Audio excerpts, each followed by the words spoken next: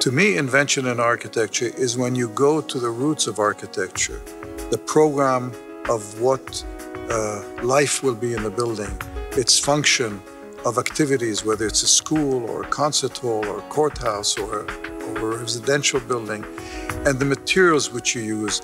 And these become the inspiration for formal invention. In other words, you cannot separate the end objective of architecture from invention. And so that architecture is not about abstract invention, but about inventing in the context of the problems it's trying to respond to.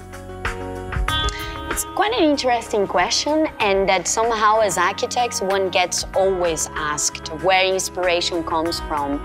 I think inspiration is something that each designer, each creative person that you meet will give you a completely different answer. There is a lesser pragmatic answer that has more to do with an intellectualization of our environment and understanding where we live and what we don't like about where we live, so that we arm ourselves with intellectual tools to change it. And this is to be critical. We need to be aware and we need to be critical about what is around us.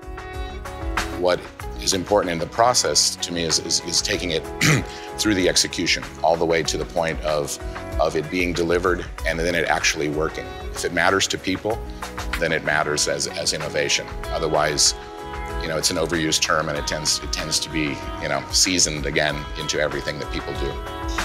Light is, of course, one of the fundamental principles in any space, in particular in a teaching environment for children. We had a very challenging interior space, which is 35 meters long and only 4.5 meters wide.